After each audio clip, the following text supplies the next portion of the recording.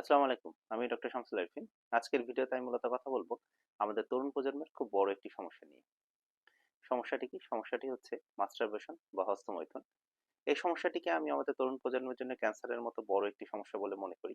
তো আসলে অনেকেই এই সমস্যার জন্য আমাকে ফোন দেন। তারা যেটা জানতে চান মূলত সেটি হচ্ছে যে তারা অনেকেই এই হস্তমৈথুনে অভ্যস্ত। সুতরাং এই হস্তমৈথুনের ফলে তাদের শারীরিকভাবে বা পরবর্তী সময়ে তাদের সেক্সুয়াল লাইফে কোনো ধরনের সমস্যা হবে কিনা সে বিষয়ে জানতে চান। চলুন আজকের ভিডিওতে আমি মূলত এই মাস্টারবেশন বা হস্তমৈথুনের মেডিকেলি কি কি ক্ষতিকারক দিক রয়েছে বা আদৌ আছে কিনা ক্ষতিকারক দিক সে বিষয়ে বিস্তারিত বর্ণনা করব। চলুন ভিডিওটি শুরু করা যাক।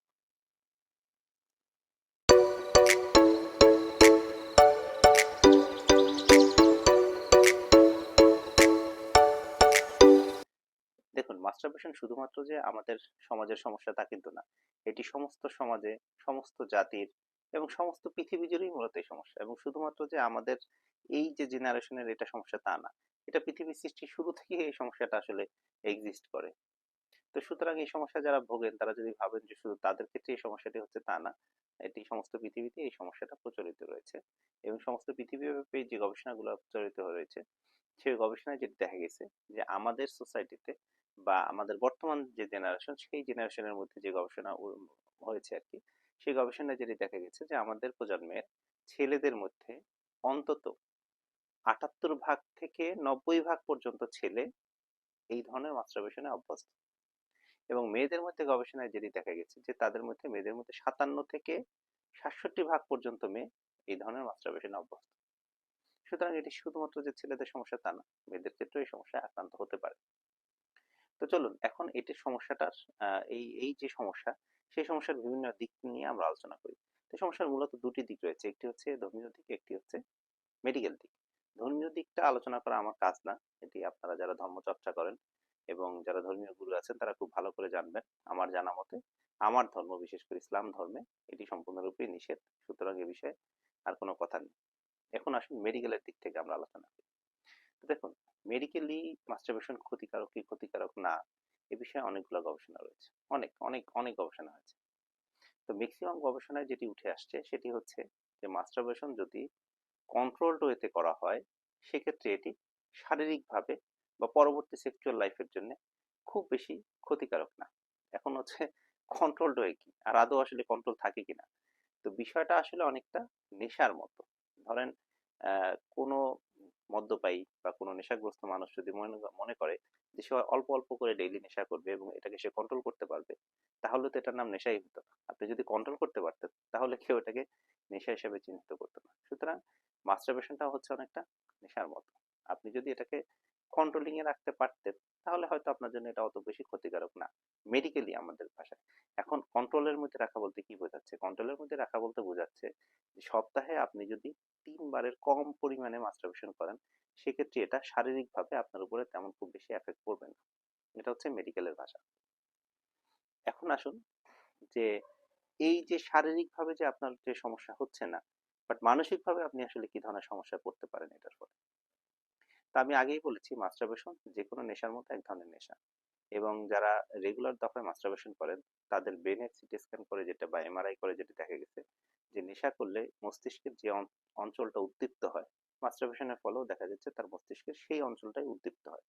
সুতরাং একটু নেশাগ্রস্তের যে যে সমস্যা হতে পারে মাস্টারবেশনের ফলেও মানসিকভাবে আপনি সেই সব সমস্যায় পড়তে পারেন। তো আগে একটু শারীরিক দিকের ব্যাপারে আমি বলি। দেখুন, আমি আগেই বলেছি যদি আপনি কন্ট্রোলড ওয়েতে করতে পারেন তাহলে এটা আপনার জন্য শারীরিকভাবে খুব বেশি পরিমাণে ক্ষতিগ্রস্ত হবে না। বাট আমি মোটামুটি শিওর যে যারা করা এটা শুরু করে বা যারা এটা অভ্যস্ত তারা আসলে এইভাবে ২ বার বা ৩ বার করে ছেড়ে দিবেন বা কন্ট্রোলে রাখবেন, এটা আসলে কন্ট্রোলে রাখতে পারেন না। এইটা কন্ট্রোলে রাখতে পারেন যদি বয়স্ক মানুষ হয় সেক্ষেত্রে। বাট কম বয়স্ক ছেলে তাদের ক্ষেত্রে আসলে এটা কন্ট্রোলে রাখা একদমই পসিবল না। এবং যদি রেগুলার দফাতে আপনি এভাবে করতে থাকেন তাহলে একটা পর্যায়ে কি কি সমস্যা আপনার তৈরি হতে পারে। ১ নম্বর যেটা সমস্যা তৈরি হতে পারে সেটি হচ্ছে যে আপনার পেনিসের হাইপার সেন্সিটিভ হয়ে যায়। অর্থাৎ দেখা গেছে যে রেগুলার দফাতে করতে করতে একটা পর্যায়ে যেটা হয় যে তার পেনিস এতটাই সেন্সিটিভ হয়ে যায় যে তার যখন সে ফিমেল কোনো পার্টনারের কাছাকাছি যায় বা সে বিবাহিত হয়, বিবাহের পরে পরবর্তী সময় যখন সে সেক্সুয়াল কোনো কাজ করতে যায় তখন তার খুব আর্লি প্রিমেচিউর ইজাকুলেশন বা দ্রুত বীর্যপাতের একটা সম্ভাবনা খুব বেশি পরিমাণে তৈরি হয়। এবং মাস্টারবেশনের ফলে যেটা হয় তার মস্তিষ্ক এতটাই বেশি উদ্দীপ্ত হয়ে থাকে যে সে পরবর্তী সময়ে নরমাল সেক্সুয়াল পার্টনারের কাছে যে ওই উদ্দীপনাটা সে কখনোই পায় না। যার ফলে যেটা দেখা যায় যে আমাদের কাছে যখন আসে তখন সে বলে যে সে তার পেনাইল ইরেকশন হয় না, অর্থাৎ ইরেকটাল যে ডিসফাংশন হয় সেই ইরেকটাল ডিসফাংশন হচ্ছে। আসলে মূলত তার কিন্তু এখানে কোনো রোগ নেই, কিন্তু তার ইরেকটাল ডিসফাংশনটা কেন হচ্ছে? শুধুমাত্র হচ্ছে যে ইরেকশনের জন্য যে পরিমাণে মস্তিষ্কের উদ্দীপনা তার দরকার, সেই উদ্দীপনা সে তার পার্টনারের কাছ থেকে পাচ্ছে না, কারণ সে অলরেডি মাস্টারবেশনের ফলে বিভিন্ন রকমের পর্নোগ্রাফিক ভিডিও দেখার ফলে তার মস্তিষ্কে যে পরিমাণে উদ্দীপনা তৈরি হওয়ার কথা সেক্সুয়াল অ্যাক্টিভিটিস এর জন্য সেটা সে পাচ্ছে না। যার কারণে তার ইরেকটাইল ডিসফাংশনের একটি সম্ভাবনা তৈরি হয়। সুতরাং আমি দুটি সমস্যার কথা বললাম। একটি হচ্ছে যে তার প্রিম্যাচুর ইজাকুলেশনের সম্ভাবনা বেড়ে যাচ্ছে, এবং সেকেন্ডলি তার ইরেকটাইল ডিসফাংশন হওয়ার সম্ভাবনা বেড়ে যাচ্ছে। তবে আমি আগেই বললাম, মেডিকেলের ভাষায় এই দুটি সমস্যা আপনার তখনই হবে যদি আপনি খুব বেশি পরিমাণে অভ্যস্ত হয়ে যান। অর্থাৎ অল্প পরিমাণে করলে আপনার এই সমস্যা হবে না, কিন্তু আপনি যখন এটাকে কন্ট্রোলের বাইরে চলে যাবে তখন এই সমস্যাটা আপনার তৈরি হবে। সুতরাং শারীরিকভাবে এই দুটি সমস্যা আপনার হওয়ার সম্ভাবনা থাকবে। তো এরপরে যে বিষয়টি রয়েছে সেটি হচ্ছে যে আপনার মানসিকভাবে কি ধরনের ক্ষতিগ্রস্ত করতে পারে। দেখুন, এই বিষয়ের উপরে যতগুলো গবেষণা রয়েছে তার সবগুলো গবেষণায় মোটামুটি প্রমাণিত হয়েছে যে মাস্টারবেশনের ফলে তার যে মানসিক সমস্যাটা তৈরি হবে তার মধ্যে এক নম্বর হচ্ছে তার ফোকাস কমে যাওয়ার সম্ভাবনা তৈরি হবে। অর্থাৎ যে কোনো বিষয়ে তার যে ফোকাস করার ক্ষমতা, সেই ফোকাস করার ক্ষমতা আস্তে আস্তে কমে যাবে। তার মধ্যে খুব দ্রুত অস্থিরতা বৃদ্ধি পাবে, অর্থাৎ মানসিকভাবে ফোকাস সে করতে পারবে না, তার অস্থিরতা বৃদ্ধি পাবে, এবং সে দেখা যায় যে খুব বেশি পরিমাণে টক্সিক রিলেশনশিপ টক্সিক হয়ে যাবে। অর্থাৎ খুব যে কোনো বিষয়ে খুব দ্রুতই সে দেখা যাবে যে তার রাগান্বিত হয়ে যাচ্ছে, খুব দ্রুতই তার টেম্পার লস হচ্ছে, খুব দ্রুতই সে রাগ করতেছে, এরকম একটা সমস্যা তার মধ্যে তৈরি হবে। এর বিপরীতে এর বিপরীতে আবার কিছু কিছু গবেষণায় যেটি দেখা গেছে যে এটি অনেক সময় এটা মানসিকভাবে শান্ত করতে সাহায্য করে। অর্থাৎ আপনি খুব অস্থিরতার মধ্যে আছেন, এই মুহূর্তে আপনি হয়তো এটা করলেন, করার পরে দেখা গেল যে আপনার শরীরে এক ধরনের ডোপামিন বা সেরোটোনিন রিলিজ হলো। এগুলো রিলিজ হলে শরীরকে আপনার সাময়িকভাবে কিছুটা হলেও শান্ত করতে পারে।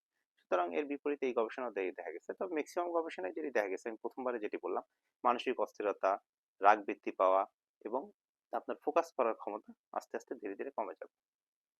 তো দেখুন, মাস্টারবেশন এই সমস্যাগুলা মূলত তৈরি হওয়ার পিছনে অন্যতম বড় যেটি কারণ সেটি হচ্ছে পর্নোগ্রাফিক ভিডিও দেখা। সুতরাং মাস্টারবেশন যারা করেন তারা শুধুমাত্র যেটা করেন তা না, তার সাথে সাথে তারা পর্নোগ্রাফিক ভিডিও দেখতে অভ্যস্ত হয়ে যায়। সুতরাং এই দুটোর মিলিত হওয়ার ফলে যে এফেক্টটা হয় সেটা আসলেই ক্ষতিকারক। সুতরাং গবেষণার ফলে যেটি দেখা গেছে যে মূল যেটা কথা, গবেষণার ফলে যেটি দেখা গেছে যে আপনি যদি এটা কন্ট্রোলের মধ্যে রাখতে পারেন তাহলে হয়তো আপনার জন্য অতটা ক্ষতিকারক হবে না। বাট আমি বারবারই একই কথা বলছি, এবং আপনারা যারা এই সমস্যায় পড়তেছেন তারা নিজেরাও জানেন যে আসলে এই বিষয়টা আসলে একটা সময় আপনার কন্ট্রোলের বাইরে চলে যাবে, এবং চলে যাওয়াটাই স্বাভাবিক। তো সুতরাং এখান থেকে যতটা সম্ভব নিজেকে নিয়ন্ত্রণে করবেন, ধীরে ধীরে এখান থেকে উত্তরণের উপায়গুলো আপনারা খুঁজে বের করবেন, এবং একটা সময় আপনারা এখান থেকে বের হয়ে আসবেন। তাহলে দেখা যাবে যে এই ধরনের সমস্যাগুলোতে আপনারা ভবিষ্যতে আর পড়বেন না। আর এই বিষয়ে বের হওয়ার জন্য আমি আমার নিজস্ব বেশ কিছু চিন্তা ভাবনা রয়েছে, বেশ কিছু উপদেশ রয়েছে, সেগুলো আমি আমার পরবর্তী একটা ভিডিওতে দিব, যাতে আপনারা সেই পদ্ধতি ফলো করে আস্তে আস্তে এখান থেকে বের হয়ে আসতে পারেন। আজকের ভিডিও দেখার জন্য সবাইকে ধন্যবাদ। শুভরাত্রি।